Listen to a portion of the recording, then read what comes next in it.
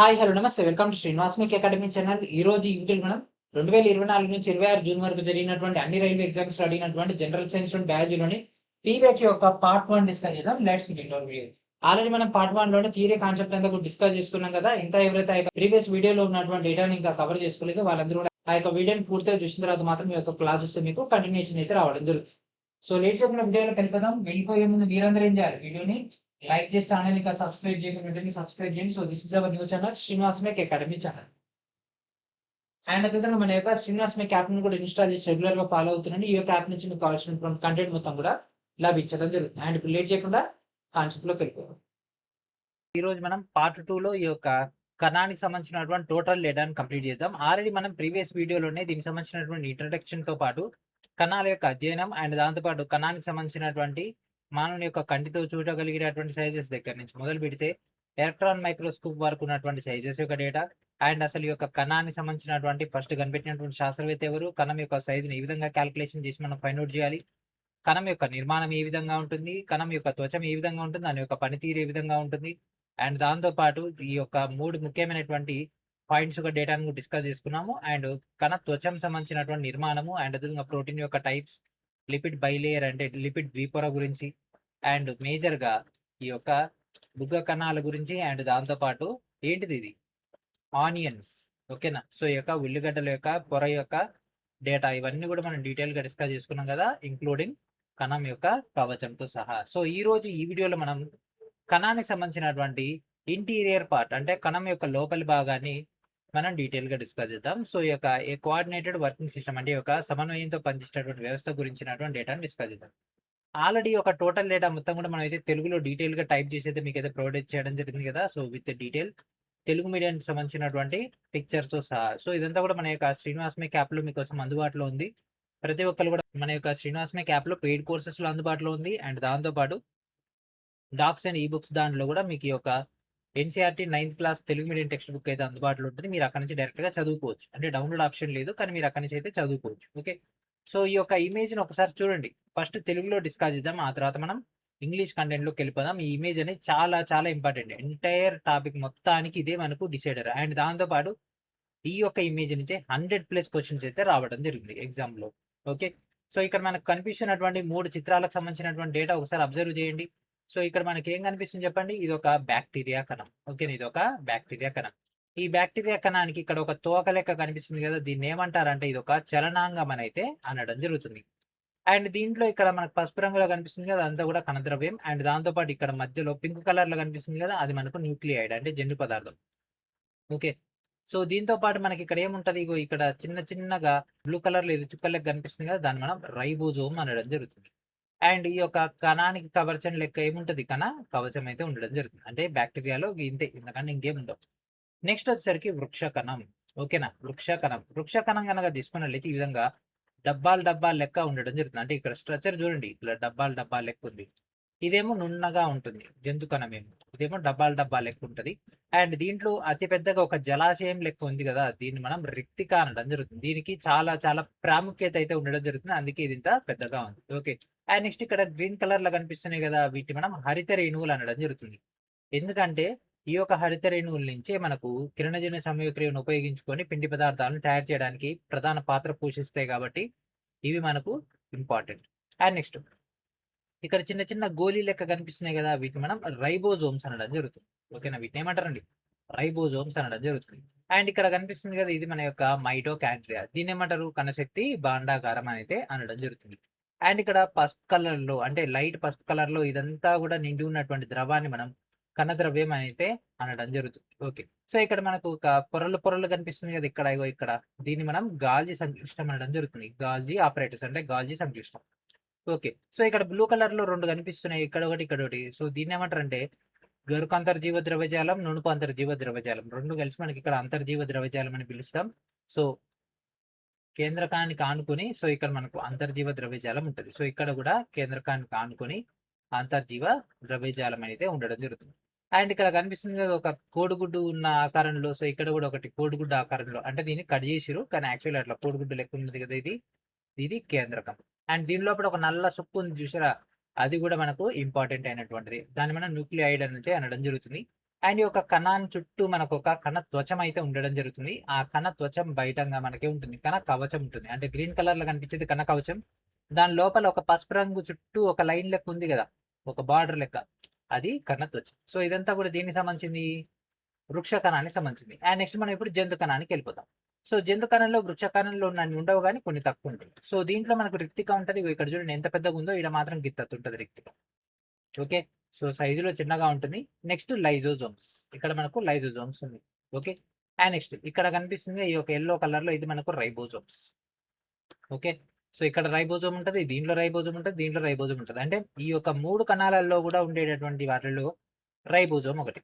And ఇక్కడ గాలి సంక్లిష్టం already చూసినాం, అంతర్జీవ ద్రవ్యజాలం చూసినాం. అండ్ పెద్దగా ఉండేది కేంద్రకం. కేంద్రకం మొత్తం ఇదంతా కలిపి ఉండేది కణానికి ఉండేది కణత్వచం. ఓకే, సో ఇది మనకు ఉన్నటువంటి డేటా. మరి కణ కవచం ఉంటుందా అంటే ఉండదు. దీనికి రంధ్రాలు అయితే ఉండడం జరుగుతుంది. దేనికండి? జంతు కణానికి. ఎందుకు? డేటా అనేది బయటికి లోపలికి వెళ్ళి రావడానికి. ఓకే, సో ఇమేజ్ మొత్తం మీకైతే పర్ఫెక్ట్ గా వచ్చిందని అనుకుంటున్నా. ఇప్పుడు మనం ఏం చేద్దాం, ఇంగ్లీష్ మీడియం వర్షన్ లోకి వెళ్ళిపోయి ఈ యొక్క డేటాని మనం డీటెయిల్ గా డిస్కస్ చేద్దాం. ఒకసారి వీడియోని పాజ్ చేసి ఇదంతా కూడా ప్రాపర్ గా చూడండి. ఓకే, సో ఇమేజ్ అయితే ఒకసారి చూసిరు కదా. అండ్ ఇప్పుడు మనం ఇక కాన్సెప్ట్ లోకి వెళ్ళిపోదాం. ఎందుకంటే ఇమేజ్ వస్తేనే నెక్స్ట్ వచ్చేటటువంటి కాన్సెప్ట్ మొత్తం డెడీజీ అయిపోతుంది. ఓకే, సో ఇక్కడ చూడండి, మనం ఇప్పుడు కణం యొక్క ఇంటీరియర్ లోకి వెళ్ళిపోయినాం. సో కణంలో మనకు దాదాపుగా 3 ప్రధానమైనటువంటి లేదా 3 ప్రాథమికమైనటువంటి భాగాలు అయితే ఉండడం జరుగుతుంది. దాంట్లో ఫస్ట్ వచ్చేసరికి మనకు ప్లాస్మా మెంబ్రేన్. ఈ యొక్క ప్లాస్మా మెంబ్రేన్ అంటే ప్లాస్మా పొర అని పిలువబడేటటువంటి ఒక ప్లాస్మా త్వచం ఏదైతే ఉంటుందో, అది ఎంపిక చేసినటువంటి భాగాలను మాత్రమే పారగమ్యం చేయగలిగేటటువంటి పొర, అంటే తన గుండా వెళ్ళగలిగేటటువంటి యాక్సెస్ కొన్నింటి మాత్రమే ఉండడం జరుగుతుంది. అండ్ నెక్స్ట్ వచ్చేసరికి మనకు సైటోప్లాజం అంటే కణద్రవ్యం. సో ఇది మనకు పాక్షిక ద్రవ రూపంలో ఉండేటటువంటి జెల్లీ లాంటి నిర్మాణం. అండ్ మనకి ఇక్కడ ఇంకేం కనిపిస్తుంది, ఒక ప్రముఖమైనటువంటి ఒక కేంద్రకం అయితే ఉండడం జరుగుతుంది. అండ్ దీంతో పాటు మనకి ఒక కణద్రవ్యంలో మనకి ఇంకేం కనిపిస్తాయండి, మనకు కణాంగాలు అనేటటువంటి సబ్ సెల్యులర్ కాంపోనెంట్స్, అంటే మనకి ఒక ఉపకణ భాగాలైనటువంటి ఆర్గానెల్ అంటే కణాంగాలు అయితే ఉండడం జరుగుతుంది. అంటే కణంలో కూడా ఇక్కడ చిన్న చిన్న భాగాలు ఉన్నాయి కదా, అవయవాలు, వాటిని మనం కణాంగాలు అని అంటాం. ఓకే, అండ్ వీటిలో మనకు ఇతర పదార్థాలు కూడా ఉంటాయి. అండ్ చాలా వరకు ఒక కణాంగాలన్నిటిని కూడా మనం ఎలక్ట్రాన్ మైక్రోస్కోప్ తో మాత్రమే చూడగలం. ఓకే, ఇదంతా మనం తెలుగులో చూసినాం కదా. సో ఇక్కడ మనకి ఇంగ్లీష్ మీడియం సంబంధించినటువంటి డేటా రావడం జరిగింది. జస్ట్ ఒకసారి వీడియో పాజ్ చేసి వాట్ ఈస్ వాట్ అని ఒకసారి చెక్ చేసుకోండి.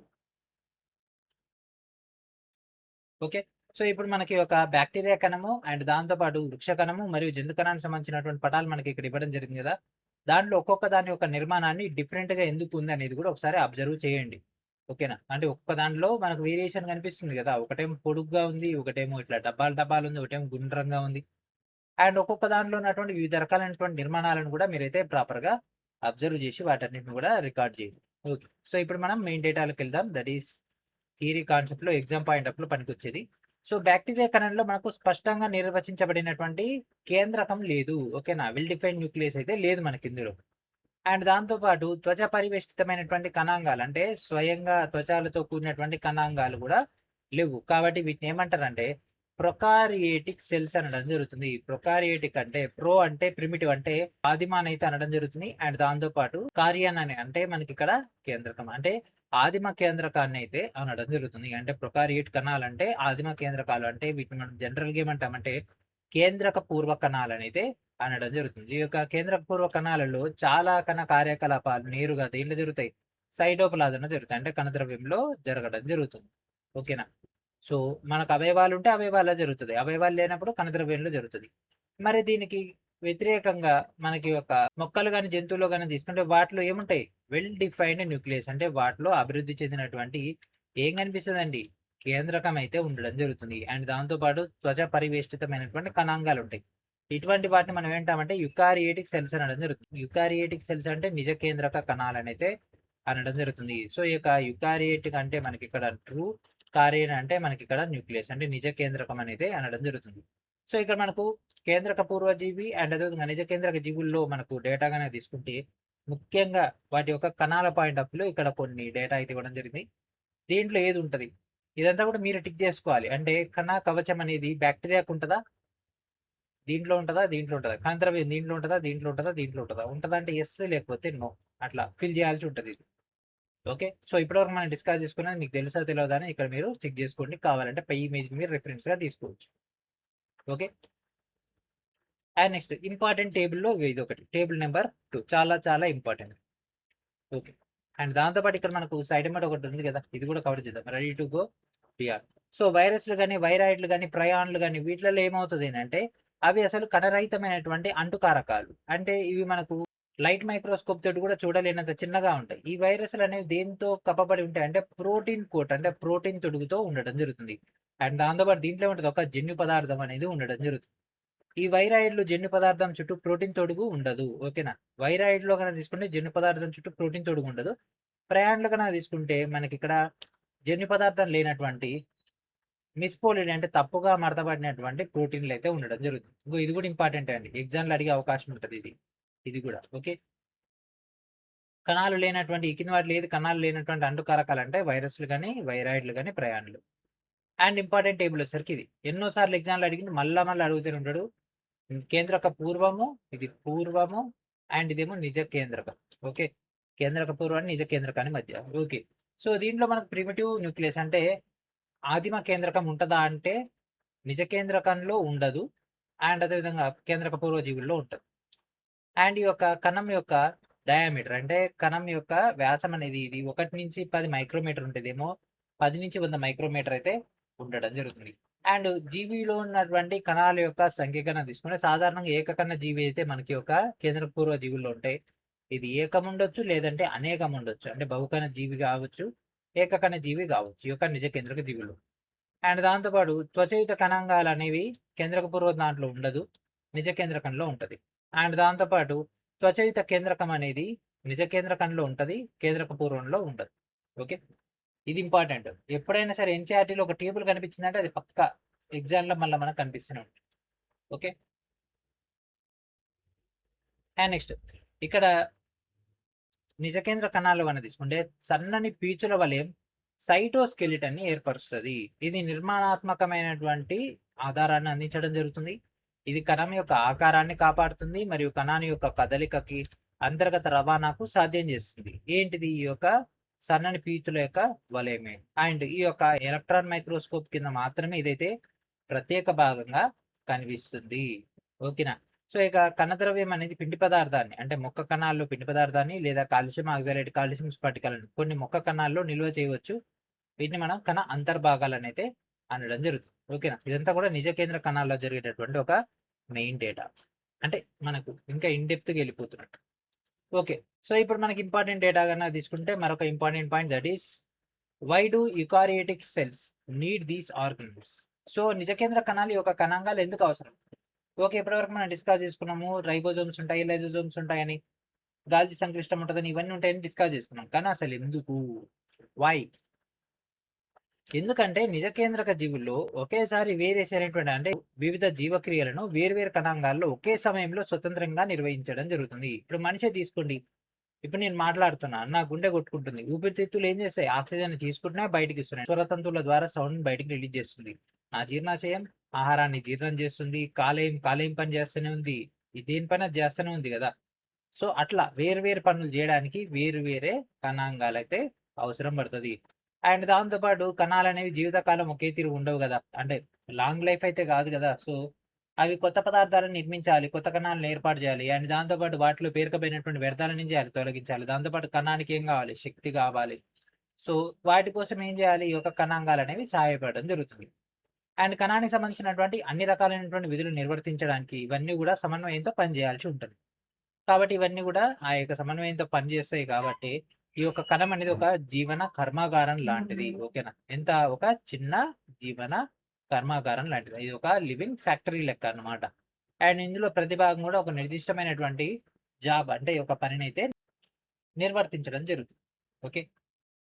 ఇప్పుడు మనం కణం లోపల ఉండేటటువంటి ప్రత్యేకమైనటువంటి నిర్మాణాల గురించి ఇప్పుడు డీటెయిల్‌గా డిస్కస్ చేద్దాం. సో, దాంట్లో ప్రధానమైనటువంటిది మెదడు లాంటి భాగం దట్ ఈస్ న్యూక్లియస్ అంటే కేంద్రకం. ఓకే. సో, కేంద్రకం అండ్ ఇక్కడ మనకు క్రోమాటిన్ ఉంటది. సో, ఇక్కడ మన క్రోమోజోమ్స్, ఇక్కడ మనకు డీఎన్ఏ. ఓకే. సో, కేంద్రకంగా తీసుకుంటే మనకి దీన్నేమంటారు? సంకేత సూచనల యొక్క నిలయమే మనకి యొక్క కేంద్రకం. సో, కేంద్రకానికి ఏముంటాయి? డబుల్ లేయర్డ్ అయినటువంటి మనకి ఇక్కడ న్యూక్లియర్ మెంబ్రేన్ అంటే ఇక్కడ ద్విపొరయుత అయినటువంటి అంటే ద్విపొర కేంద్రక త్వచం అయితే ఉండడం జరుగుతుంది. ఇక్కడ చూడండి బయట పొర లోపల పొర. ఓకే, 2 పొరలు ఉంటాయి. కొన్నిటికి 2 పొరలు ఉంటాయి. కొన్నిటికి ఒక పొర ఉంటది. అంటే ఇప్పటివరకు మనం డిస్కస్ చేసుకున్నటువంటి దాంట్లో కొన్ని అంశాలకు అంటే కొన్ని భాగాలకు 2 పొరలు ఉంటాయి. కొన్ని భాగాలకు ఒక పొర ఉంటది.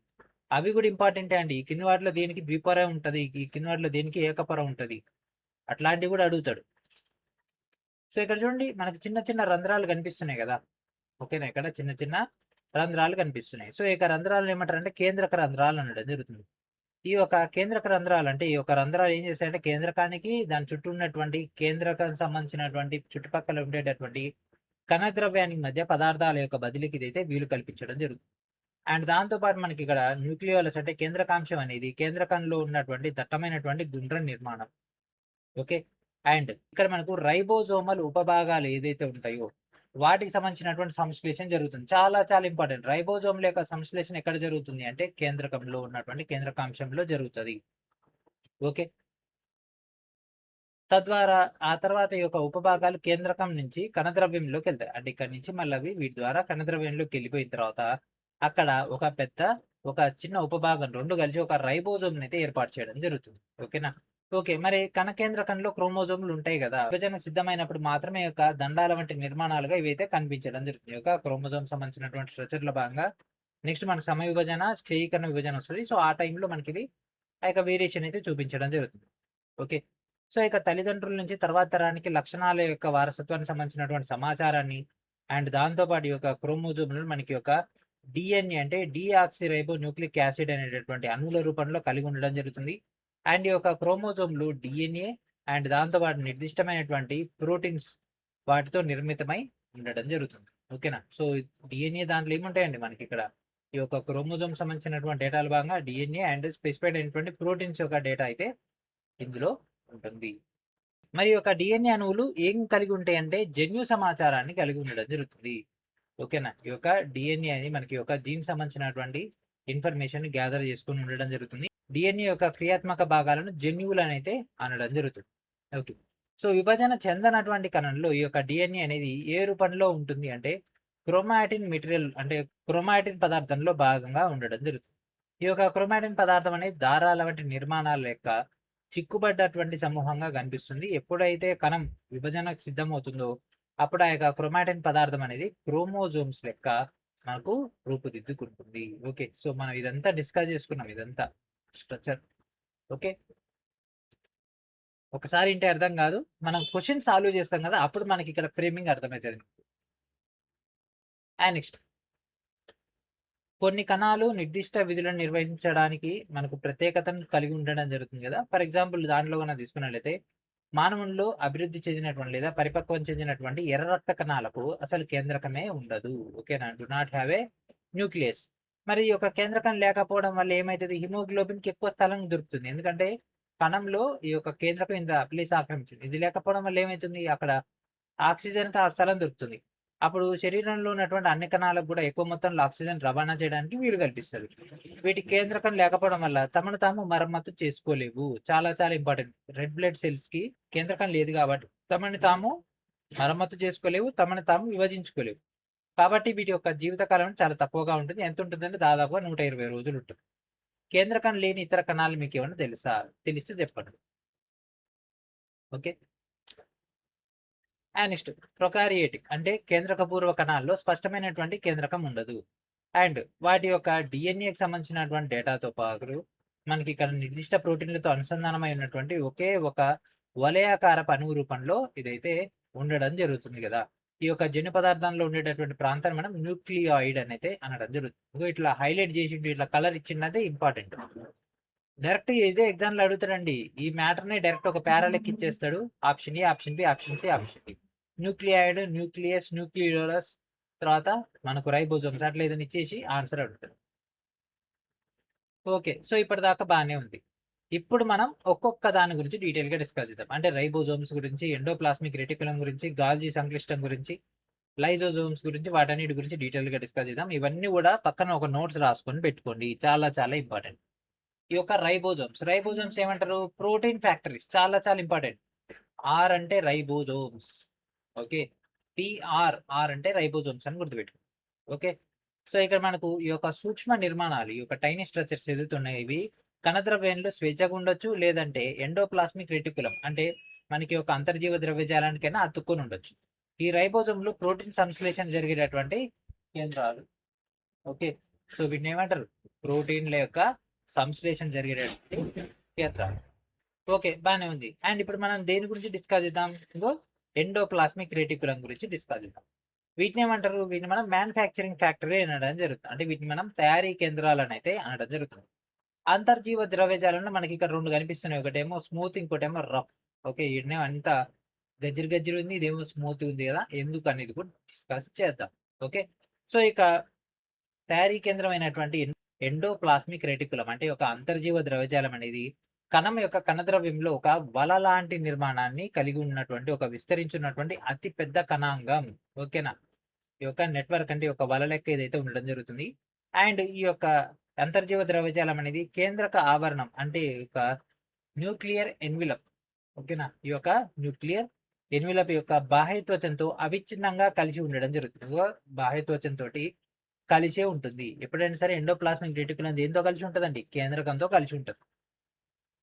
ఇవి కొన్ని ప్రత్యేకమైనటువంటి కణాల్లో ప్రోటీన్‌లు, కొవ్వులు అంటే లిపిడ్‌లు అండ్ దాంతో పాటు హార్మోన్‌ల యొక్క సంశ్లేషణకు మరియు రవాణాలో గూడా ఈ యొక్క ఎండోప్లాస్మిక్ రెటిక్యులం అనేది కీలకమైనటువంటి పాత్ర పోషించడం జరుగుతుంది. ఇది కణంలో ఎండోప్లాస్మిక్ రెటిక్యులం యొక్క ఏం చేస్తుంది? నిర్మాణం అది నిర్వర్తించేటటువంటి పనిని బట్టి మారుతూ ఉంటుంది. ఎండోప్లాస్మిక్ రెటిక్యులం అనేది 2 రకాలు ఉంటది. ఒకటేమో రఫ్, ఇంకోటేమో స్మూత్. ఓకే. గరుకు అంతర్జీవ ద్రవ్యజాలం గనక తీసుకుంటే ఇది వీటిపైన రైబోజోమ్స్ అతుక్కొని ఉంటాయి. ఈ యొక్క ప్రోటీన్ ఫ్యాక్టరీస్ ఏవైతే ఉన్నాయో అవన్నీ గూడా ఇక్కడ కనిపిస్తున్నాయి. ఇవన్నీ గూడా రైబోజోమ్స్. రైబోజోమ్స్ అతుక్కొని ఉంటాయి. ఇదంతా గూడా గజ్జిరి గజ్జిరి ఉన్నది గదా!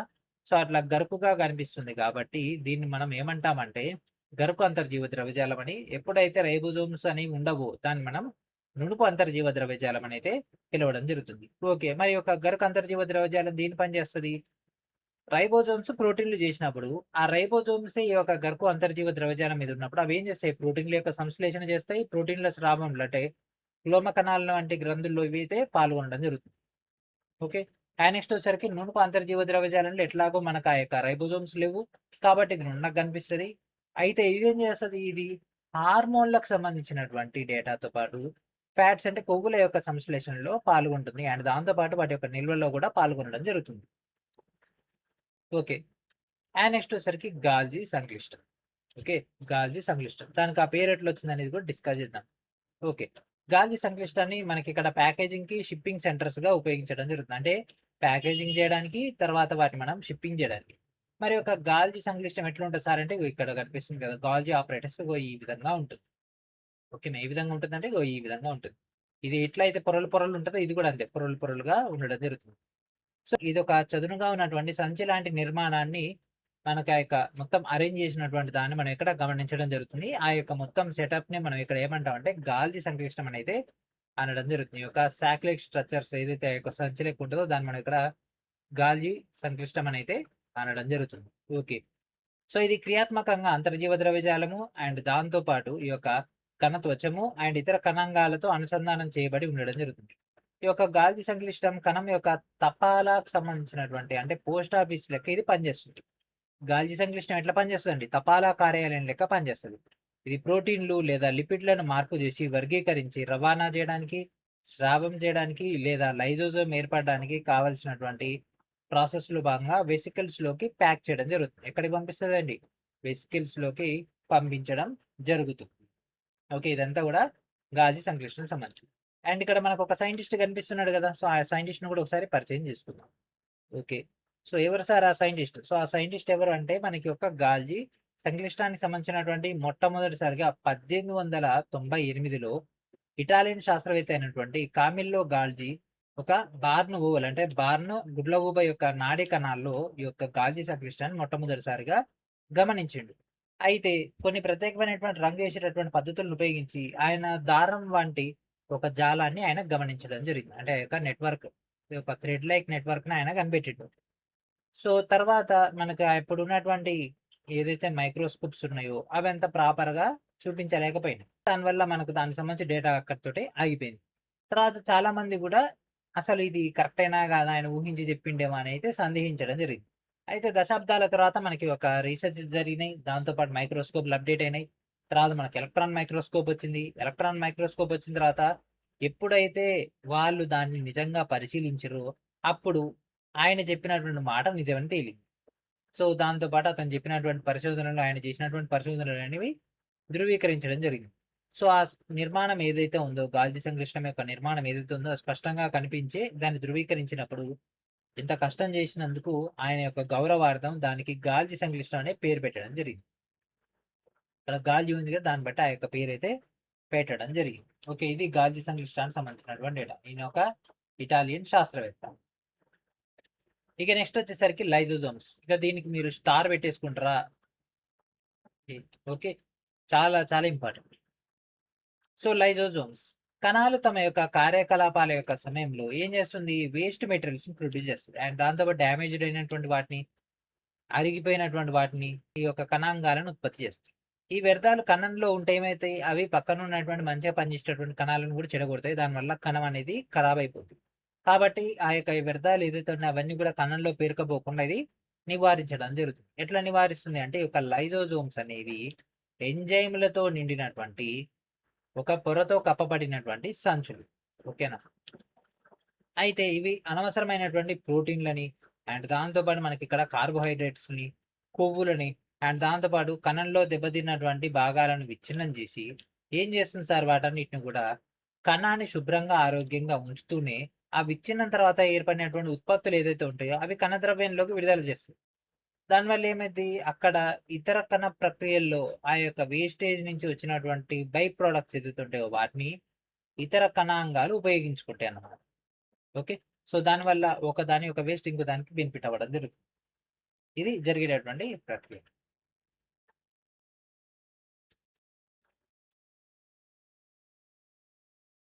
And next threads of curiosity. So, ఈ యొక్క మానవుని యొక్క శుక్రకణాల్లో కూడా లైజోజోమల్ ఎంజైమ్స్ అయితే ఉండడం జరుగుతుంది. ఇది ఒక శుక్రకణం అండాన్ని కలిసినప్పుడు ఎంజైమ్‌లు అండం యొక్క బయట పొరను విచ్ఛిన్నం చేయడానికి సహాయపడతాయి. దానివల్ల ఏమవుతుంది? ఫలదీకరణం జరగడానికి వీలవుతుంది. కాబట్టి మానవుని యొక్క శుక్రకణాల గురించినటువంటి డేటా కూడా ఇక్కడ మనకు హెల్ప్ అవుతుంది. కానీ దీని గురించి ఇన్ డీటెయిల్ డేటా అనేది మనకు చాప్టర్ 11లో వస్తది. మనం ఎప్పుడైతే మానవ ప్రత్యుత్పత్తి వ్యవస్థ వస్తదో అక్కడ డీటెయిల్‌గా డిస్కస్ చేద్దాం. అండ్ నెక్స్ట్ వచ్చేసరికి కణశక్తి భాండాగారం మన యొక్క మైటోకాండ్రియా వచ్చేసింది. ఇది ఎట్లుంటది? బయటన చూస్తే ఇది ఒక బ్రెడ్ లెక్క ఉంటది. లోపల చూస్తే మొత్తం పొరలు పొరలు ఉంటది. ఓకే. సరే, ఇప్పుడు దీని గురించినటువంటి డేటా చూద్దాం. మైటోకాండ్రియా ఇది కణంలో ఉన్నటువంటి చాలా కార్యకలాపాలకు కావాల్సినటువంటి శక్తిని ఇది సరఫరా చేస్తుంది. కాబట్టి దీన్ని మనం కణశక్తి కేంద్రాలు లేదా కణశక్తి భాండాగారాలు అని అయితే పిలవడం జరుగుతుంది. సో, ఇది ఎన్ని పొరలు ఉంటాయి సార్? ఇది 2 పొరలు అయితే ఉండడం జరుగుతుంది. ఓకేనా? సో, 2 త్వచాలు ఉంటాయి. ఔటర్ త్వచం, ఇన్నర్ త్వచం. ఓకే. సో, బాహ్య త్వచం, లోపల త్వచం. బాహ్య త్వచం అనేది నునుపుగా ఉంటది. అండ్ దాంతో పాటు ఇక్కడ రంధ్రాలు ఉంటాయి. ఇక్కడ రాలేదు కానీ రంధ్రాలు ఉంటది. లోపలి త్వచం అనేది మనకు క్రిస్టే అనేటటువంటి నిర్మాణాలతో కలిగి ఉండడం జరుగుతుంది. దాంట్లో వేళ్ళ లాంటి నిర్మాణాలు ముడతలు పడి ఉండడం జరుగుతుంది. ఇది రసాయన చర్యల కోసం ఉపరితల వైశాల్యాన్ని పెంచి శక్తి ఉత్పత్తిని సులభతరం చేయడం జరుగుతుంది. దీనివల్ల మనకి ఎక్కువ డేటా అనేది కలెక్ట్ అవుతుందన్నమాట. ఓకే. ఈ యొక్క క్రిస్టే అనేది ఇంపార్టెంట్. ఇన్నర్ మెంబ్రేన్ అనేది ఇంపార్టెంట్. ఇప్పుడు మైటోకాండ్రియాలో ఫింగర్ లెగ్ ప్రొజెక్షన్స్ అనేవి దేంట్లో ఉంటాయి అని అంటే ఇన్నర్ మెంబ్రేన్‌లో ఉంటది. దాన్ని ఏమంటారంటే క్రిస్టే అనడం జరుగుతుంది. ఓకే. అండ్ ఈ యొక్క మైటోకాండ్రియాలో మనకు మేజర్‌గా కణ శ్వాసక్రియ అనే ప్రక్రియలో గ్లూకోజు అండ్ దాంతో పాటు ఇతర అణువులు విచ్ఛిన్నమైపోయి మనకేమైతది? ఎనర్జీ అనేది రిలీజ్ అవ్వడం జరుగుతుంది గదా! అయితే ఈ యొక్క డేటా గురించి మనం ఆల్రెడీ ప్రీవియస్‌గా డిస్కస్ చేసుకున్నాము. అయితే ఈ యొక్క విడుదలైనటువంటి శక్తి అనేది ఎడినోసిన్ ట్రైఫాస్ఫేట్ అనేటటువంటి అణువు రూపంలో నిల్వ చేయబడుతుంది. అంటే మైటోకాండ్రియాలో ఎట్లా నిల్వ చేయబడుతుందండి? కణ శ్వాసక్రియ ద్వారా మనకు వచ్చినటువంటి ఏటీపీ అణువు ఏదైతే ఉంటుందో ఆ యొక్క అణువు రూపంలో నిల్వ చేయడం జరుగుతుంది. సో, దీన్ని శక్తి కరెన్సీగా ఏదైతే ఉపయోగించడం జరుగుతుంది. అంటే ఎనర్జీ కరెన్సీగా దీన్ని ఉపయోగిస్తూ చాలా కణాల యొక్క కార్యకలాపాలకు ఇదైతే ఉపయోగపడడం జరుగుతుంది. ఇది మనకు దీనికి సంబంధించినటువంటి డేటా. సో, దీనికి సంబంధించి ఒకసారి తెలుగు మీడియం పిక్చర్ చూద్దాం.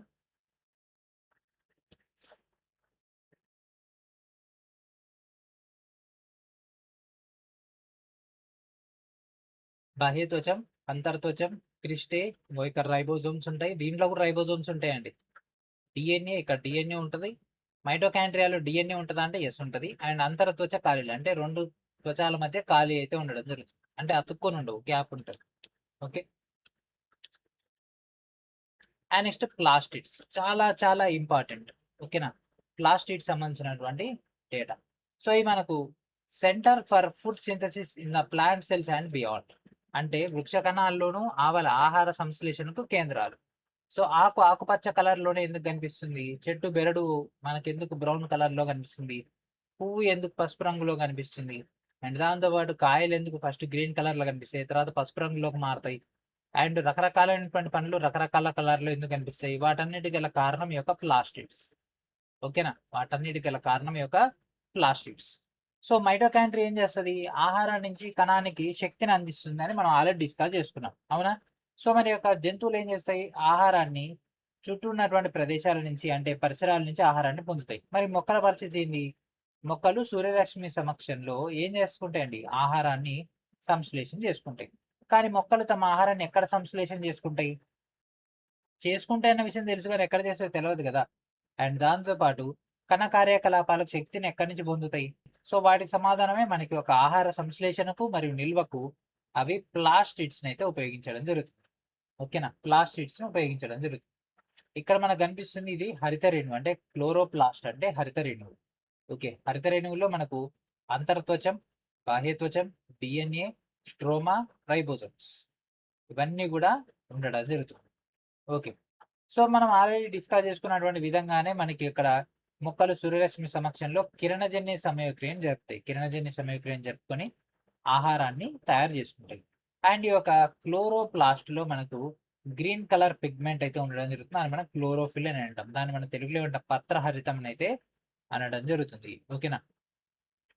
సో ఈ యొక్క క్లోరోఫిల్ అనేటటువంటి ఆకుపచ్చ వర్ణద్రవ్యం ఏం చేస్తుంది? సూర్యకాంతిని గ్రహిస్తుంది. గ్రహించి మైటోకాండ్రియా లాగా క్లోరోప్లాస్ట్ లో 2 పొరల్లో మనకు కప్పబడినటువంటి కణాంగాలు, మనకి ఇక్కడ స్ట్రోమా అనేటటువంటి, ఇక్కడ కనిపిస్తుంది కదా, స్ట్రోమా అనేటటువంటి అర్ధ ద్రవ పదార్థం అయితే ఉండడం జరుగుతుంది. దీని లోపల క్లోరోఫిల్ ను కలిగి ఉన్నటువంటి డిస్క్ లాంటి ఇక్కడ నిర్మాణం పొరలు కనిపిస్తున్నాయి కదా, డిస్క్ లెక్క అన్ని డిస్కులు, ఆ యొక్క పొరలు ఉంటాయి.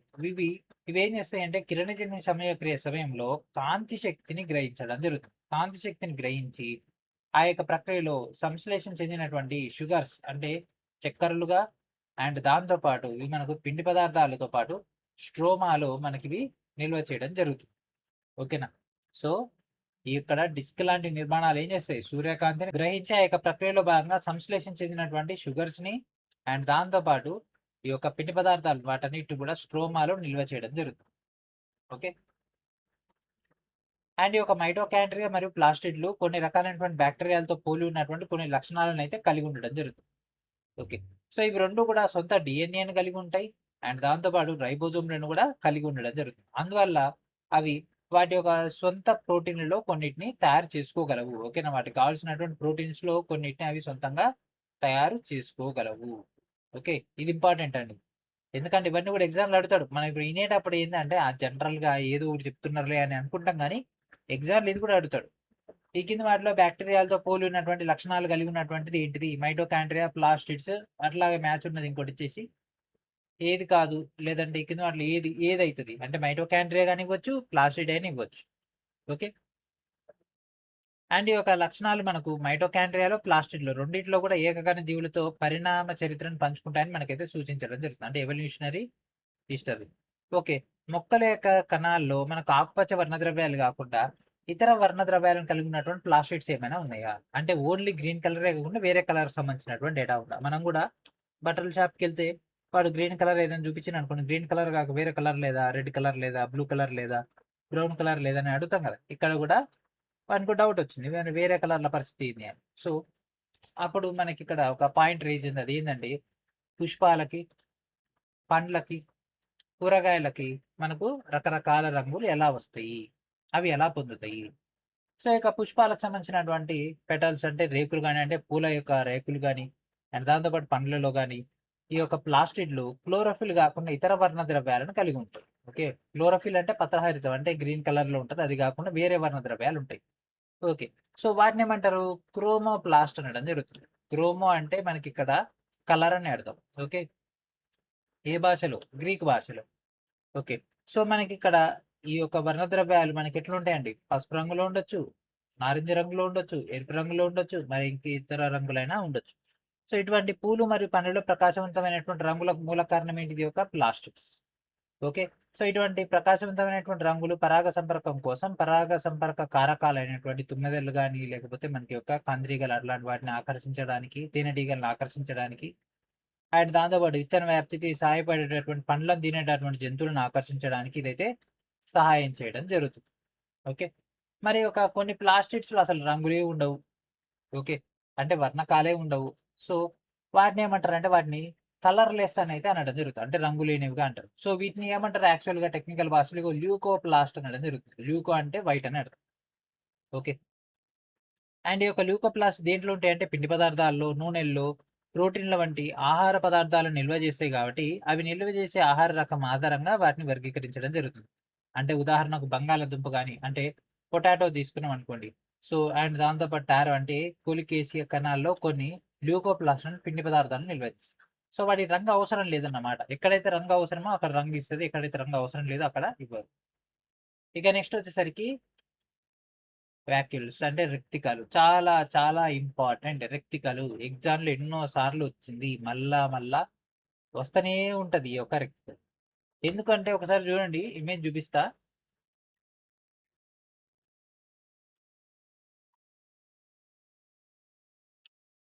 ఇక్కడ కనిపిస్తుంది గదా! ఇదే రిక్తిక. ఎంత పెద్దగుంది చూసిర్రు గదా! సో, దీంట్లో మొత్తం మీద పెద్దగుండేది ఇది.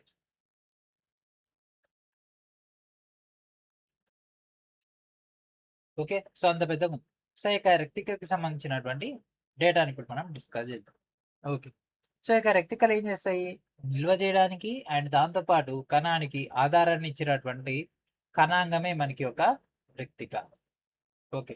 సో, మనకి ఒక క్లోరోప్లాస్ట్ లాంటి కొన్ని ప్లాస్టిడ్స్ ఏం చేస్తాయి? మొక్కలు ఆహారాన్ని ఉత్పత్తి చేసుకోవడానికి అంటే తయారు చేసుకోవడానికి, దాన్ని తాత్కాలికంగా నిల్వ చేసుకోవడానికి హెల్ప్ చేస్తాయి. ఏంటి? క్లోరోప్లాస్ట్ లాంటి ప్లాస్టిడ్.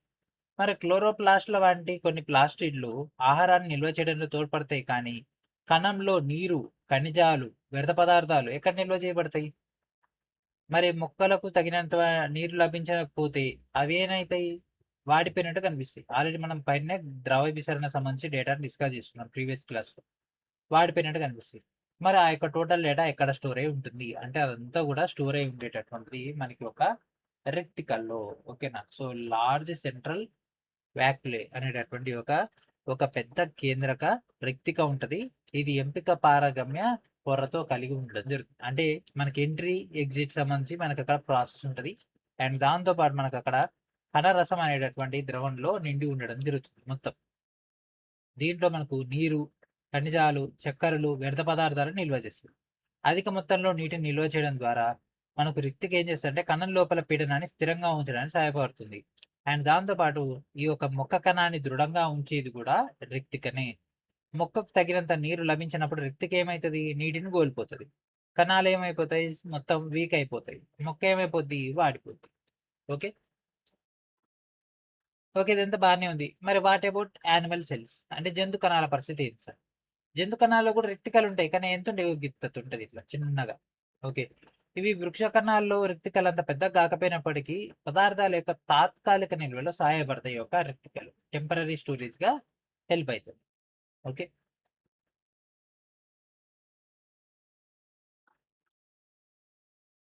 అదంత అవసరం లేదు. ఇది చూద్దాం.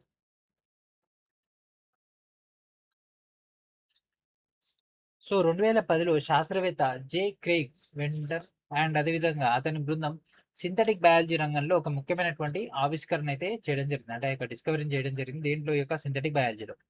సో, వాళ్ళు మొదట మైకోప్లాస్మా మైకాయిడ్స్ అనేటటువంటి ఒక సాధారణ బాక్టీరియా యొక్క పూర్తి డీఎన్ఏ క్రమాన్ని కంప్యూటర్ ప్రోగ్రామింగ్ ద్వారా ఉపయోగించి అధ్యయనం చేసిర్రు. ఆ తర్వాత వాళ్ళ యొక్క డీఎన్ఏ యొక్క ప్రతిరూపాన్ని ఏం చేసిర్రు? రసాయనికంగా సంశ్లేషణ చేసిర్రు.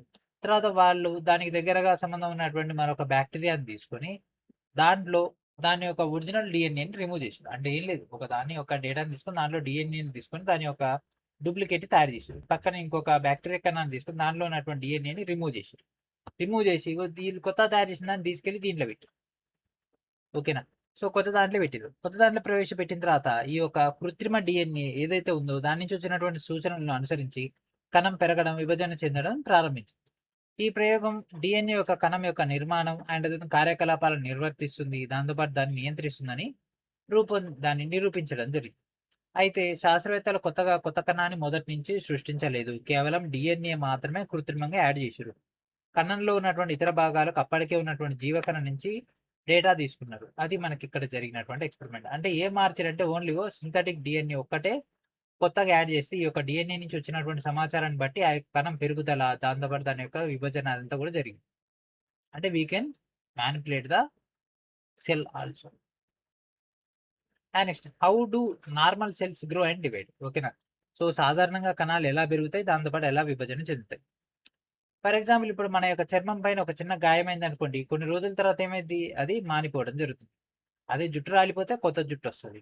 ఇది ఎట్లా జరుగుతుంది, మన యొక్క శరీరంలో కణాలు పాతయి అయిపోయి లేదా చనిపోయి లేదా దెబ్బతిన్న కణాల యొక్క స్థానంలో కొత్త కణాలు చేరడానికి, అవి పెరిగి విభజన చెందడానికి అవకాశం అయితే ఉంటుంది. మన యొక్క శరీరం పెరిగేటప్పుడు అది కేవలం కణాలు మాత్రమే పెద్దగా అవ్వవు. ఓకేనా. సో మనిషి చిన్నగా ఉన్నప్పుడు కొన్ని కణాలు ఉంటాయి కదా, మనిషి ఇప్పుడు పెద్దగా అయ్యిండు. సో ఇప్పుడు కూడా అయ్యే కణాలు పెద్దగా అయితే అంటే కాదు. సో ప్రతి కణం కూడా ఒక పర్టికులర్ సైజ్ వరకు మాత్రమే పెరుగుతుంది. తర్వాత ఏమవుతుంది, విభజన చెంది ఒక కణం కాస్త 2 కణాలు, 2 కణాలు 3 కణాలు, 3 కణాలు 10 కణాలు, 10 కణాలు 100 కణాలు, 100 లక్ష అయితే అట్లా పెరుగుతాయి. కణాలు పెరగడం వల్ల మనిషి యొక్క ఎత్తు పెరగడం, మనిషి యొక్క శరీరం దృఢత్వం రావడం అన్ని కూడా జరుగుతది. సో ఇక్కడ ఎట్లా జరుగుతుంది ఇదంతా అంటే కణాలు విభజన జరుగుతుంది. సో ఇక కణాల విభజన గురించి తెలవడానికి, మనం పూర్తిగా అర్థం చేసుకోవడానికి ఈ పక్కన ఒక ఇమేజ్ కనిపిస్తుంది కదా, ఉల్లిగడ్డ యొక్క వేర్లు పెరిగేటటువంటి ప్రక్రియను మనం ఇక్కడ పరిగణలో తీసుకొని దాన్ని బట్టి పరిశీలిద్దాం. ఓకే. సో ఒక జాడీ తీసుకున్నాం. ఆ యొక్క జాడీలో ఏం చేద్దాం, మామూలుగా నీటిని తీసుకున్నాం. ఓకే. నీటిని తీసుకొని దాంట్లో ఏం పెట్టాలి, ఒక ఉల్లిగడ్డను తీసుకొని దాని యొక్క వేర్లు అడుగు భాగం మనకు నీళ్ళలో నానే విధంగా పెట్టాలి. దాన్ని ఎన్ని రోజులు ఉంచాలి, ఒక 5, 6 రోజులు అదే విధంగా ఉంచాలి. వదిలేస్తే మనం ఏం గమనిస్తున్నాం, మొదటి రోజు కంటే రెండో రోజుకి, రెండో రోజు కంటే మూడో రోజుకి, ఆ తర్వాత 5, 6 రోజులకి ఏమైంది, వేర్లు కిందికి పెరగడం మనం గమనించాం. ఓకేనా. సో పెరిగిన తర్వాత దాన్ని ఏం చేసినాం, 2-3 సెంటీమీటర్లు కొత్తగా పెరిగినటువంటి వేర్లను కత్తిరించి అప్పుడే తయారు చేసినటువంటి దేంట్లో కలపాలి, ఎసిటో ఆల్కహాల్ అంటే గ్లేషియల్ యాసిటిక్ యాసిడ్, ఇథనాల్ 1:3లో దీన్ని తీసుకొని దానిలో కలపాలి. అప్పుడు వేర్ల కొనలను 24 గంటల పాటు ఎసిటో ఆల్కహాల్లో ఉంచి తర్వాత దాంట్లో 70% ఇథనాల్లోకి మార్చాలి.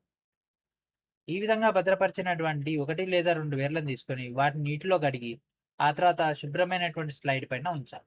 ఓకే. ఇప్పుడు ఆ యొక్క కణజాలాన్ని మెత్తపరచడానికి ఏం చేయాలి, వేర్ల యొక్క కొనల పైన HCl హైడ్రోక్లోరిక్ యాసిడ్ అనేటటువంటి ద్రావణాన్ని వేసి ఎంత టైం వెయిట్ చేయాలి, అది నానడానికి ఒక 10-15 నిమిషాల పాటు ఉంచాలి. ఆ తర్వాత 2-3 చుక్కలైనటువంటి ఏమేయాలి, aceto carmine stain. Okay. Aceto carmine stain ఇవన్నీ ఇంపార్టెంటే. కొత్త ఎన్‌సీఈఆర్‌టీ కాబట్టి ఇవన్నీ మనం డిస్కస్ చేసుకున్నాం. జస్ట్ కాన్సెప్ట్ మాత్రం చదివితే అయిపోదు. ఇవి కూడా అడగొచ్చు. కాబట్టే నేను ఇంత డీటెయిల్‌గా చెప్తున్నా. స్లోగా చెప్తున్నా. కొంతమంది ఏమనుకుంటారంటే గుంజుకుపోండి సార్ ఫాస్ట్‌గా చెప్పండి. ఫాస్ట్‌గా చెప్పొచ్చు. కానీ చెప్పేదేదో డీటెయిల్డ్‌గా నిమ్మలంగా పాయింట్ టు పాయింట్ చెప్తే బావుంటది కదా. సో ఇక ఎసిటో కార్మైన్ స్టెయిన్‌ని వేయాలి. ఆ తర్వాత దాన్నేం చేయాలి, ఒక 5-10 నిమిషాల పాటు అట్నే వదిలేసి ఆ తర్వాత స్పిరిట్ ల్యాంప్ మీద మెల్లగా వేడి చేయాలి. వేడి చేస్తే అప్పుడు వేరు కొన్న భాగాన్ని కత్తిరించి కవర్ స్లైడ్‌లో పెడితే స్లైడ్ పై కణాలు వ్యాపించేలా మన బొటన వేలుతో ఏం చేయాలి, కవర్ స్లిప్ పైన మెల్లగా నొక్కితే అప్పుడు మైక్రోస్కోప్ కింద స్లైడ్‌కి సంబంధించినటువంటి డేటాను మనం అబ్జర్వ్ చేయాలి. ఓకే. సో మనం ఏం అబ్జర్వ్ చేసినాం, ఒక ఉల్లిపొర కణాలను తీసుకుంటే దాంట్లో నిర్మాణంలో ఒకే తిరుగున్నాయా, కణాల్లో ఏమన్నా తేడాలు గమనించినాయా అనేది మనం ఇక్కడ పరిగణలో తీసుకోవాలి. ఒకవేళ మారితే దాని గల కారణం ఏమిటి. ఓకే. కారణం ఏంటిదంటే మనకిక్కడ పెరుగుతున్నటువంటి ఉల్లిపొర కొనలోని కణాలు నిరంతరం విభజన చెందుతూ ఉంటాయి. అంటే కింది భాగంలో చూడండి, ఇక్కడ కణాలనేవి నిరంతరం ఇట్లా విభజన చెందుతూ ఉంటాయి. అవునా. సో ఈ యొక్క ప్రక్రియను ఏమంటాం, కణ విభజన అని అంటాం. సో ఇక్కడ మనకు క్లియర్‌గా డేటా అయితే కనిపిస్తుంది కదా. సో దీంట్లో మనకు ఆ యొక్క వివిధ దశలను చూపిస్తుంది. సో ఫస్ట్ దశ ఇట్లా ఈ విధంగా మనకది చేంజ్ అవుతుంది. ఓకేనా. ఒకటి పెద్దగా అయింది, తర్వాత ఇక్కడ ఈ విధంగా మారింది, తర్వాత ఇక్కడ ఈ విధంగా విభజన జరిగింది. అండ్ నెక్స్ట్ ఇక్కడ 2, మళ్ళీ ఇక్కడ 3 ఇదే ప్రాసెస్‌లో మనకు కంటిన్యూ అవుతూ ఈ విధంగా వచ్చేసింది. ఓకే. సో ఇక కణాలు కణ విభజనలోని వివిధ దశలకు అనుగుణంగా వివిధ రకాలైనటువంటి విభిన్న నిర్మాణాలను మనకిక్కడ ప్రదర్శిస్తుంది. సో దీంట్లో ఫస్ట్ ఏ దశ వస్తుంది, సెకండ్ ఏ దశ వస్తుందని మనం ఇప్పుడు పరిగణనలో తీసుకోవాలి. ఓకే. సో అదంతా కూడా ఇక్కడ మనం కణ విభజన దాంట్లో డిస్కస్ చేస్తాం. ఇదంతా ఎందుకు చేసినామంటే అసలు కణ విభజన గురించినటువంటి మెయిన్ డేటాని మనం పరిగణనలో తీసుకోవడానికి ఇదంతా. ఓకే. సో ఇప్పుడు మనం కణ విభజనలోకి వెళ్ళిపోతాం. కణ విభజన ఇది మనకు మెయిన్ ఇంపార్టెంట్ అండి. స్టార్ మార్క్ తీసుకోండి. దీంట్లో 2 ఉంటాయి. ఒకటి మయోటోసిస్, ఇంకోటి మయోసిస్. అంటే సమ విభజన మరియు క్షయీకరణ విభజన. ఈ 2 కూడా ఎగ్జామ్‌లో ఎన్ నంబర్ ఆఫ్ క్వెషన్స్ వచ్చినాయి. అండ్ మన ఓపెనింగ్ క్వెషన్సే వీటి గురించి ఉంటాయి. ఓకే. సెల్ డివిజన్ అంటే కణ విభజన. కణ విభజన అనేది ముందుగా ఏర్పడినటువంటి కణాల నుంచి కొత్త కణాలనేవి ఏర్పడేటటువంటి ప్రక్రియ మనకి ఒక కణ విభజన. అంటే ఆల్రెడీ ఉన్నటువంటి కణాల నుంచి కొత్త కణాలొస్తాయి. ఇది జీవులు పెరగడానికి, దెబ్బతిన్న కణజాలాలను మరమ్మతు చేయడానికి, పునరుత్పత్తి చేయడానికి ఇది వీలు కల్పిస్తుంది. చర్మ కణాల వంటి కొన్ని కణాలు క్రమం తప్పకుండా నశించిపోయినటువంటి కణాల స్థానంలో అవి కొత్త వాటిని భర్తీ చేయడం జరుగుతుంది. ఓకే. సో మనకి ఒక స్కిన్ సెల్స్ ఏదైతే ఉంటాయి అవి నిరంతరం అప్డేట్ అయితేనే ఉంటాయి. అండ్ కణ విభజనలో మేజర్‌గా 2 రకాలుంటాయి. ఒకటేమో మైటోసిస్, ఇంకోటేమో మయోసిస్. అంటే సమవిభజన మరియు క్షయీకరణ విభజన. సాధారణంగా పెరుగుదల, మరమ్మత్తు, నిర్వహణ, అలైంగిక ప్రత్యుత్పత్తికి సమవిభజన ఉపయోగపడతాయి. మనకిక్కడ మయోసిస్ అంటే క్షయీకరణ విభజన అనేది లైంగిక ప్రత్యుత్పత్తి ద్వారా పని జరుగుతుంది. సో ఫస్ట్ వచ్చేసరికి మైటోసిస్. మైటోసిస్ అంటే జస్ట్ ఎగ్జాంపుల్ ఒక ట్రీ తీసుకున్నాం. ఓకేనా? ఒక ట్రీ తీసుకున్నాం. సో ట్రీ ఒక గింజ ఇక్కడ కింద పడ్డది అండ్ ఇక్కడ నుంచి ఇంకో ట్రీ వచ్చిందనుకోండి. సో 2 సేమ్ ఉంటాయి. ఓకేనా? సో తల్లి వృక్షం ఏదైతే ఉంటుందో అట్లనే పిల్ల మొక్క కూడా అదే విధంగా ఉంటుంది. సో ఇది అదే ప్రాసెస్‌లో స్ప్రెడ్ చేస్తే అదంతా కూడా అదే విధంగా వర్క్ అవుతది. ఇదంతా కూడా మైటోసిస్‌కి ఉదాహరణ. Okay. So every human being life's is a single fertilised egg. Okay. ప్రతి మానవుని యొక్క ఒకే ఫలదీకరణం చెందినటువంటి అండంగా జీవితాన్ని ప్రారంభించడం జరుగుతుంది. ఆ ఒక్క కణం పదే పదే విభజన చెంది శరీరంలో కొన్ని ట్రిలియన్ల కణాలను ఏర్పరుస్తుంది. సమవిభజన ద్వారా కణాల యొక్క సంఖ్య పెరుగుతుంది. ఇది సాధారణమైనటువంటి కణ విభజన పద్ధతి. మనకి ఇక్కడ కనిపిస్తుంది కదా ఇది. ఓకే. సో ఇక సమవిభజన అనేది ఒక మాతృకణ నుంచి జన్యుపరంగా ఒకేలా ఉండేటటువంటి 2 పిల్ల కణాలను ఉత్పత్తి చేస్తుంది. అండ్ ప్రతి కొత్త కణం కూడా మాతృకణం వలె అదే DNA, అదే సంఖ్యలో క్రోమోజోమ్‌లను పొందుతుంది. సో దీనివల్ల జన్యు సమాచారం శరీర కణాలన్నింటిలో సాధారణంగా మొత్తం కూడా నిలకడగా ఉండడం జరుగుతుంది. ఓకే. సో ఇక్కడ ఏదైతే ఉందో చివరకొచ్చింది కూడా సేమ్ అదే ఉంటది. దాన్ని మనం ఏమంటాం? సమవిభజన అని అంటాం. సో DNA సేమ్ ఉంటది. సేమ్ నెంబర్ ఆఫ్ క్రోమోజోమ్స్ ఉంటాయి. ఇది ఇంపార్టెంట్ సమవిభజనలో. అండ్ నెక్స్ట్ వచ్చేసరికి మయోసిస్. మయోసిస్‌లో 2 స్టెప్ ప్రాసెస్ ఉంటది. 4 గ్యామెట్స్ ఏర్పడడం జరుగుతుంది. ఓకే. అంటే 4 సంయోగ బీజాలు ఏర్పడతాయి. అండ్ దీంట్లో ఇప్పుడు 2 క్రోమోజోమ్స్ ఉన్నాయా? సో దీంట్లో ఒక్కొక్కటి మాత్రమే ఉంటది. ప్రతి దాంట్లో సగం సగమే వస్తది. ఓకే. ఈ యొక్క క్షయీకరణ విభజన అనేది సంయుక్త బీజాలను ఉత్పత్తి చేసేటటువంటి ఒక రకమైనటువంటి కణ విభజన. ఇది కేవలం ప్రత్యుత్పత్తి అవయవాల కణాల్లో మాత్రమే జరుగుతది.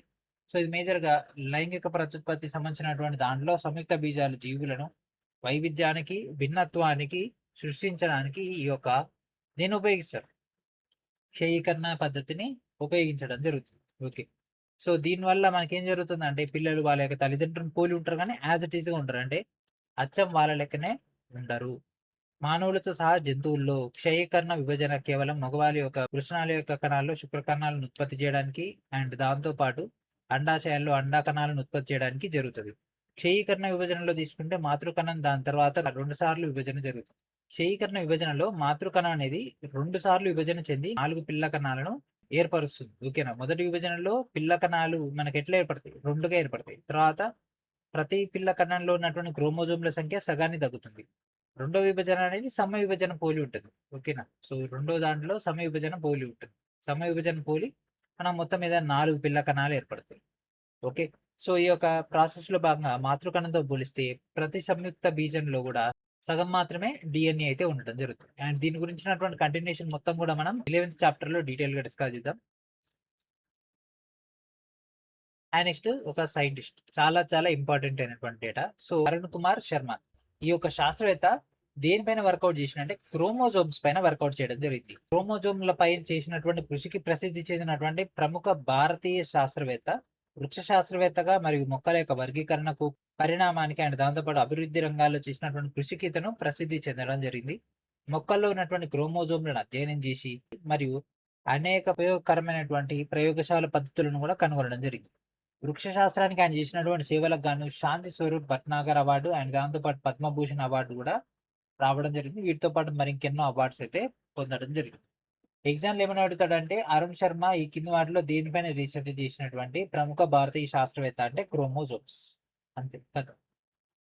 లేదంటే ఈ కింది వాటిలో ఎవరికి శాంతి స్వరూప్ భట్నాగర్ అనేది అవార్డ్ ఇవ్వడం జరిగింది. లేకపోతే ఇట్లా కూడా అడుగుతాడు. ఈ కింది వాటిలో క్రోమోజోమ్స్ పై ఏ శాస్త్రవేత్త పరిశోధన చేసిండు అతనికి శాంతి స్వరూప్ భట్నాగర్ అవార్డు కూడా వచ్చింది అంటే దట్ ఈస్ అరుణ్ కుమార్ శర్మ.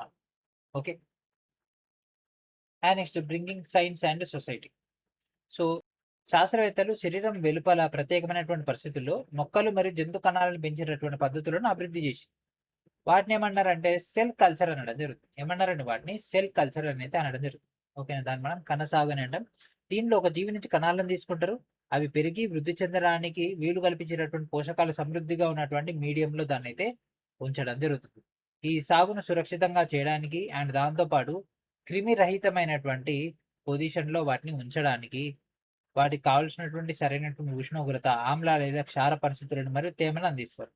అప్పుడు కణాలు ఎట్లా పనిచేస్తాయో అధ్యయనం చేయడానికి జీవ రసాయనాలు మరియు ఆహారము అండ్ దాంతో పాటు మెడిసిన్స్ అంటే మందులు, టీకాలు మరి ఇంకెన్నో వాటి యొక్క ఉత్పత్తికి ఈ యొక్క కణాల యొక్క సాగు అనేది మనకు హెల్ప్ అవ్వడం జరుగుతుంది. ఓకే. నెక్స్ట్ దాంతో పండ్ల పనికి ఇది కూడా కంప్లీట్ చేద్దాం మరి. సో మనకు అనేక మైటోకాండ్రియాలు ఉంటాయి కదా, అవి చిన్న చిన్న మైటోకాండ్రియాలు బదులుగా ఒకటి పెద్దది ఎందుకు ఉండకూడదు.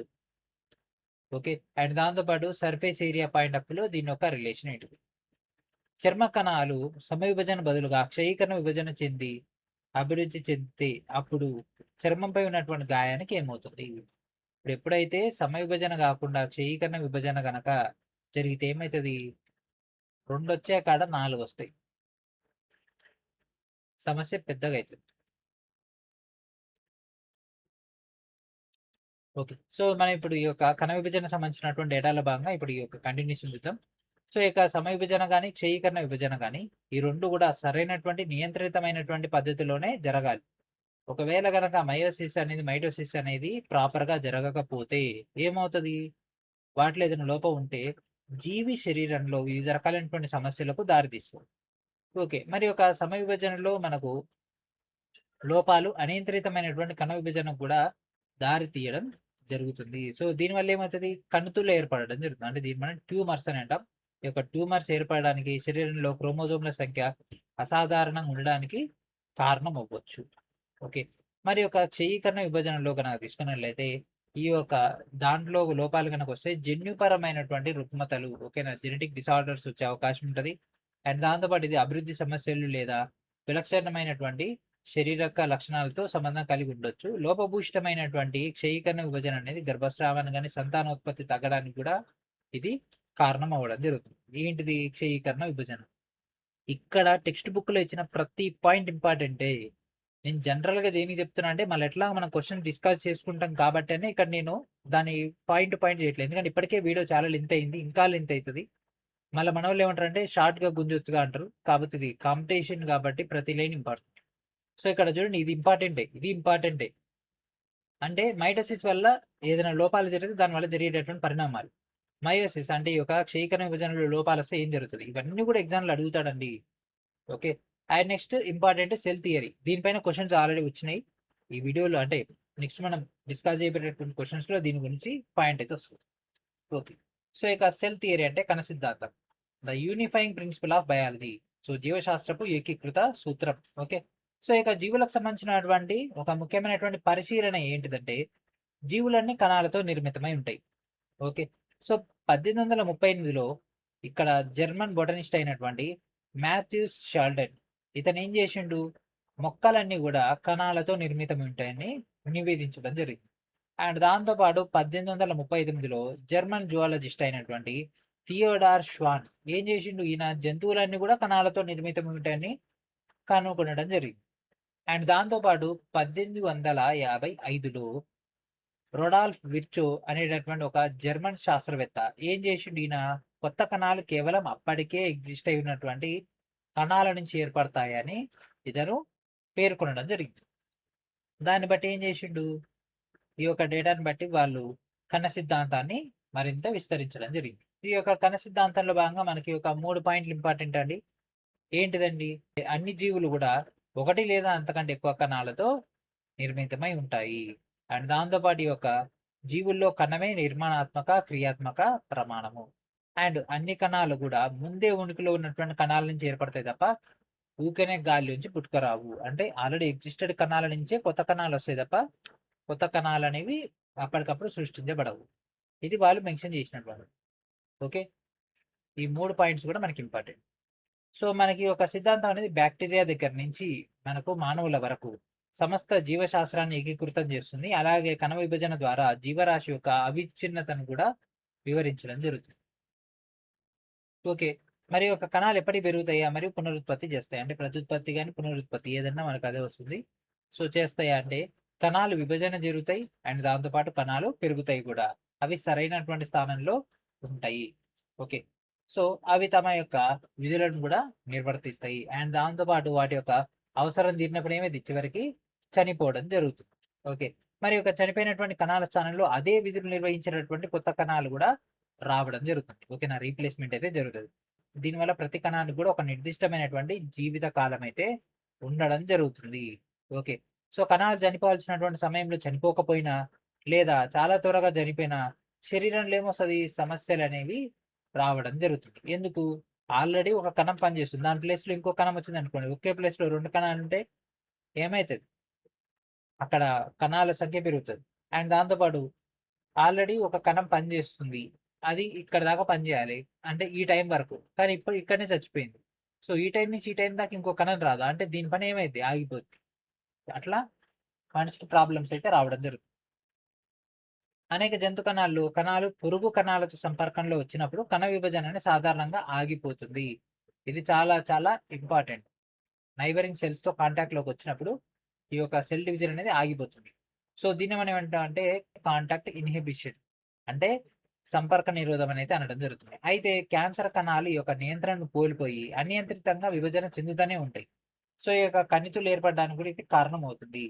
మొక్కల కణాలు మనకు విభిన్నంగా పెరుగుతాయి అండ్ ఇవి దృఢమైనటువంటి కణగోడల కారణంగా మొక్కల యొక్క కణాలు సంపర్క నిరోధాన్ని చూపవు. ఇది భిన్నమైనటువంటి పెరుగుదల విధానాన్ని చూపిస్తుంది. ఇది కేవలం మానవులకు అంటే జంతువులకు సంబంధించినటువంటి వృక్షాలకు ఇంకో ప్రాసెస్ అయితే ఉంటుంది. సో ఈ యొక్క కణాలు అనేవి అతి సూక్ష్మమైనటువంటి అయినప్పటికీ అద్భుతమైనటువంటి పనులు అయితే ఇవైతే చేయడం జరుగుతుంది. ఇవి శక్తిని ఉత్పత్తి చేస్తాయి, ఆహార పదార్థాలను సంశ్లేషణ చేస్తాయి అండ్ దాంతోపాటు ఆ యొక్క పదార్థాలను స్రవిస్తాయి కూడా.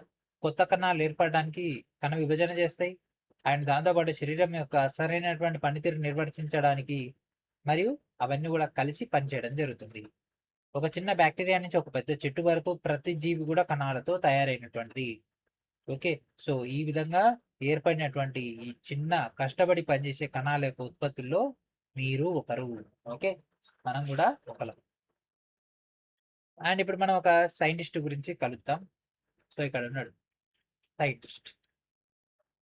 1902లో ఆస్ట్రియాకు చెందినటువంటి వృక్ష శాస్త్రవేత్త అయినటువంటి గ్యాబ్లిడ్ హెబర్లాండ్ ఏ జీవ కణమైనా శాశ్వత కణజాలంలోని పూర్తిగా పరిపక్వం చెందినటువంటి కణమైనా సరే దానికి తగినటువంటి పోషకాలు అండ్ దాంతోపాటు అనుకూలమైనటువంటి పరిస్థితులు కల్పిస్తే అది ఒక పూర్తి మొక్కగా ఎదగగలుగుతుంది అని ప్రతిపాదించినటువంటి శాస్త్రవేత్త ఎవరు చెప్పండి?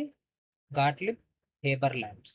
ఓకే, మొక్క కణాలకు వివిధ రకాల కణాలను ఏర్పరచగల మరియు వాటిని మార్చగల సామర్థ్యం ఉందని ఈయన సూచించడం జరిగింది. మొక్క కణాల యొక్క ఈ ప్రత్యేకమైనటువంటి సామర్థ్యాన్ని ఏమంటారండి? టోటీ పొటెన్సీ అని అయితే అనడం జరుగుతుంది. ఏమంటారండి? టోటీ potency.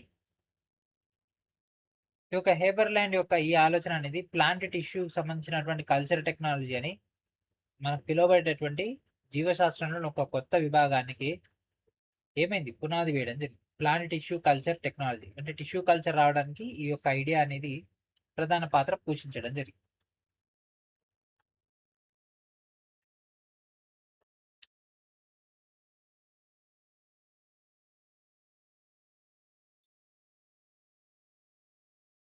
And next, how do cells monitor their growth to maintain a balance. So కణాల సమతుల్యతను కాపాడుకోవడానికి తమ యొక్క పెరుగుదలను ఎలా పర్యవేక్షిస్తాయి? సో ఇక సమతుల్యతను కాపాడుకోవడానికి కణాలకి సహజంగా మరణించే మార్గాలు ఉంటాయి. వాటి ఏమంటారు? ప్రోగ్రామ్డ్ సెల్ డెత్ అంటే ఈ యొక్క ముందే జన్యుపరంగా నియంత్రించబడినటువంటి మరియు వ్యవస్థీకరించబడినటువంటి ఎంపిక చేసినటువంటి కణాలను నాశనం చేసినటువంటి ప్రక్రియ యొక్క ప్రోగ్రామ్డ్ సెల్ డెత్. సో ఈ సాధారణ అభివృద్ధికి కణాల యొక్క నాణ్యత నియంత్రణకు అండ్ దాంతోపాటు రోగ నిరోధకం యొక్క పనితీరుకు అత్యవసరం. పిండం అభివృద్ధి చెందుతున్నప్పుడు వేళ్ల మధ్య ఉన్నటువంటి కణాలను తొలగించడం ద్వారా వేళ్ళు ఏర్పడడానికి ఈ యొక్క పీసీడీ అనేది సహాయపడుతుంది. ఇది కూడా ఇంపార్టెంట్. ఓకేనా. సో ఈ యొక్క ఎంబ్రియో డెవలప్ అవుతున్నప్పుడు వేర్ల మధ్య ఏదైతే కణాలు ఉంటాయో ఆ యొక్క కణాలను తొలగించినటువంటి బాధ్యత దేనికి సంబంధించింది? పీసీడీకి సంబంధించింది. పీసీడీ అంటే ఏంటిది? Programmed cell death. ఇది లేకపోతే మన చేతులన్నీ అతుక్కొని ఉండేవి. సో ఇక్కడతోటి మనకు ఈ యొక్క డేటా అయిపోయింది. అండ్ పైన ఒకటి మిస్ అయినట్టు థ్రెడ్స్ ఆఫ్ క్యూరియాసిటీ, ఇది ఆసక్తికరమైనటువంటి వ్యాఖ్యలు, ఇది ఒకటి మిస్ అయింది, ఇది ఒకటి కవర్ చేద్దాం. సో ఇక్కడ మనకి ఏం చెప్పిండు? క్యాన్సర్ కణాలు ఎలా పెరుగుతాయి మరియు ఎట్లా వ్యాపిస్తాయి. సో సాధారణ కణాలు అనేవి ఒక క్రమ పద్ధతిలో పెరుగుతాయి, వయసు పైబడతాయి, తర్వాత నశిస్తాయి. కొన్నిసార్లు ఈ వ్యవస్థ దెబ్బతింటుంది. దెబ్బతినడం వల్ల ఏమవుతుంది? అసాధారణంగా కణాలు అనియంత్రితంగా పెరగడం, దాంతోపాటు విభజన చెందడం అనేది ప్రారంభిస్తుంది. దీని ఫలితంగా ఏం ఏర్పడుతుంది? కణితులు అనేవి ఏర్పడతాయి, అంటే ట్యూమర్స్ అనేవి ఏర్పడతాయి. ఇది నిరపాయకరమైనది అండ్ దాంతోపాటు ప్రాణాంతకమైనది కూడా కావచ్చు. ఓకే. సో ఈ యొక్క క్యాన్సర్ కణితులు సమీపంలో ఉన్నటువంటి కణజాలాలపై దాడి చేస్తాయి. కొత్త కణితులు ఏర్పడడానికి శరీరంలోని ఇతర భాగాలు కూడా ఇది వ్యాపిస్తాయి. కాబట్టి ఈ యొక్క ట్యూమర్స్ ని వెంటనే మనం రిమూవ్ చేయాలి, అంటే క్యాన్సర్ గడ్డల్ని తీసేసుకోవాలి, అంటే ఈ యొక్క కణానికి సంబంధించినటువంటి ప్రక్రియను మనం కంట్రోల్ చేయాలి. ఓకే. సో ఇప్పుడు మనం ఇప్పటివరకు డిస్కస్ చేసుకున్నటువంటి ఎంటైర్ డేటా సంబంధించినటువంటి చాప్టర్ యొక్క at a glance. Okay. So ఇది ఒక్కటి మనం డిస్కస్ చేసుకుంటే కథం అయిపోయినట్టే మనకి ఒక చాప్టర్ అండి ఇది. ఓకే. సో పెద్ద క్లాస్ ఇది. సో కణం అనేటటువంటిది మన యొక్క జీవి యొక్క ప్రాథమిక నిర్మాణాత్మక మరియు క్రియాత్మక ప్రమాణం. కేంద్రకపు జీవుల్లో స్పష్టమైనటువంటి కేంద్రకం అనేది ఉండదు. వాటి మధ్య జన్యు పదార్థం న్యూక్లియైడ్ అనేటటువంటి డేటా అయితే ఉండడం జరుగుతుంది. ఇది త్వచంతో ఆవరింపబడినటువంటి కణాంగాలు కూడా ఈ యొక్క ప్రొకారియోటిక్ సెల్స్ లో ఉండవు. అదే యుకారియోటిక్ అంటే నిజ కేంద్ర కణాలు పరిమాణంలో పెద్దగా ఉంటాయి, సంక్లిష్టంగా ఉంటాయి, అండ్ దాంతోపాటు దీనిలో స్పష్టమైనటువంటి కేంద్రకం ఉంటుంది. త్వచంతో ఆవరింపబడినటువంటి అనేక కణాంగాలు అనేవి ఉంటాయి. అండ్ దాంతోపాటు అన్ని కణాల చుట్టూ కూడా ఒక కణత్వచం అయితే ఉంటుంది. అండ్ దాంతోపాటు మనకి ఇక్కడ మొక్కలు, శిలీంధ్రాలు, బ్యాక్టీరియా కణాల్లో కణత్వచం వెలుపల కూడా ఒక కణ కవచం అయితే ఉంటుంది. నిజ కేంద్రక కణాల యొక్క కేంద్రకంలో క్రోమోజోమ్స్ అయితే ఉండడం జరుగుతుంది. అండ్ ఇవి మనకు డిఎన్ఏ మరియు దానికి సంబంధించినటువంటి ప్రోటీన్లతో నిర్మితమై ఉంటాయి. అండ్ జన్యు సమాచారాన్ని ఇవి మోసుకెళ్తాయి. అన్ని సెల్స్ కూడా ఈ యొక్క కణద్రవ్యంతో నిండి ఉండడం జరుగుతుంది. అంటే కణద్రవం ఇది యుకారియోటిక్ సెల్స్ అంటే నిజ కేంద్ర కణాలలో కణద్రవం అనేక కణాంగాలను కలిగి ఉండి వాటిలో ప్రతి ఒక్కటి కూడా ఒక నిర్దిష్టమైనటువంటి విధిని నిర్వర్తించడం జరుగుతుంది. ఓకే. మరి యొక్క మొక్క కణాంగాల్లో మనకు ఈ యొక్క ముఖ్యమైనటువంటి కణాంగాల్లో కేంద్రకం ఉంటుంది. అండ్ దాంతోపాటు అంతర్జీవ ద్రవ్యజాలం, మైటోకాండ్రియా, గాల్జీ సంక్లిష్టం, అండ్ దాంతోపాటు రైబోజోమ్స్ మరియు లైజోజోమ్స్ ఇవన్నీ కూడా దాంట్లో ఉండడం జరుగుతుంది. మొక్క కణాలు హరిత రేణువులు, ల్యూకోప్లాస్ట్లు అంటే మనకి ఒక పత్రహరితము, అండ్ దాంతోపాటు హరిత రేణువులు, ల్యూకోప్లాస్ట్లు, క్రోమోప్లాస్ట్ లాంటి ప్లాస్టిడ్స్ ప్రత్యేకమైనటువంటి కణాంగాలు అయితే ఉండడం జరుగుతుంది. సమయ విభజనలో మనకు మాతృకణాన్ని పోలినటువంటి 2 పిల్ల కణాలు ఏర్పడతాయి. మయోసిస్ అంటే క్షయకణ విభజనలో ఇందులో 2 దశలు ఉంటాయి. మొత్తం మీద 4 పిల్ల కణాలు ఏర్పడతాయి. ప్రతి కణంలో కూడా సగం క్రోమోజోమ్స్ ఉంటాయి, సగం డిఎన్ఏ ఉంటుంది. అండ్ సాధారణ కణాలు నియంత్రితమైనటువంటి పద్ధతిలో పెరిగి తమ యొక్క విధులను నిర్వహించి తర్వాత మరణిస్తాయి, అంటే నశిస్తాయి. అదే క్యాన్సర్ కణాలు అనియంత్రితమైనటువంటి ప్రాసెస్లో భాగంగా విభజన చెందుతూ కణితులు ఏర్పడతాయి. ఓకే. సో ఇక్కడతో మన కాన్సెప్ట్ అంతా అయిపోయింది.